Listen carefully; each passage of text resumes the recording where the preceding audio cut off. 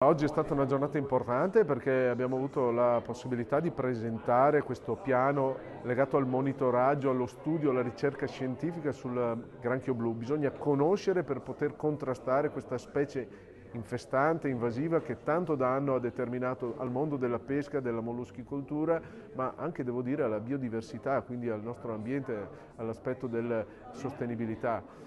Chiaro che queste azioni andranno integrate tra di loro, mettendo insieme tutti gli attori, gli istituti di ricerca, ARPAV, Veneto Agricoltura, le nostre università, Ca' Foscari di Venezia, Università di Padova, il contributo importante che ci è arrivato dalla Fondazione Cariparo, quindi anche un lavoro fatto tra pubblico e privato a sostegno di questa ricerca e, cosa fondamentale, i nostri pescatori, gli operatori della pesca che sono i protagonisti nel dare attuazione anche a questo piano di ricerca attraverso la loro collaborazione. Un piano che deve essere finalizzato non solo agli studi scientifici, ma alle azioni concrete che poi dovranno essere a ricaduta determinate per contrastare il granchio blu. Noi pensiamo che questo, fatto a livello coordinato come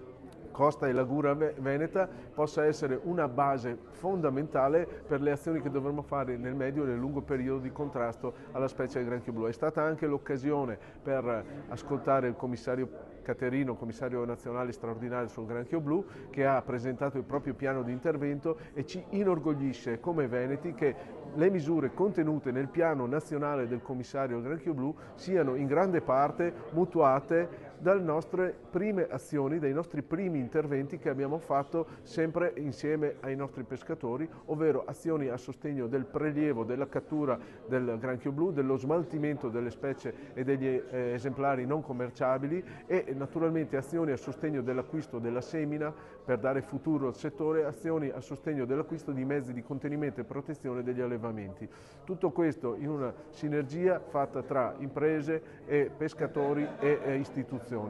Il piano nazionale in grande parte raccoglie quello che il Veneto ha fatto come capofila sin dall'anno scorso e insieme lavoreremo per dare sempre più efficacia alle nostre misure per debellare questo